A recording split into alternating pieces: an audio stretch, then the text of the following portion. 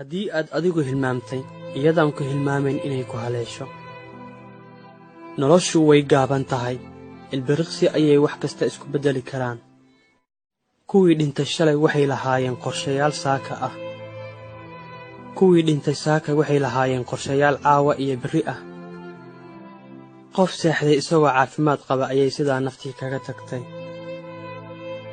aabbe isyiri reerkaaga u soo shaqeey ayaa loo keenay meydkiisii. hooyo istiri reerkaaga cuntada u kari ayaa tacsideedii la dhigay. qaar baa iyagoo ku mashquulsan ururin maal iyo xoolo ka tegay adduunkan oo dhan. qaar baa laga qaaday iyagoo quraan akhrisanaya. qaar baa geeriyooday iyagoo ku sugan masaajid iyo makaan fiican. qaar bay kaga boodday iyadoo ku sugan meel xun iyo munkar.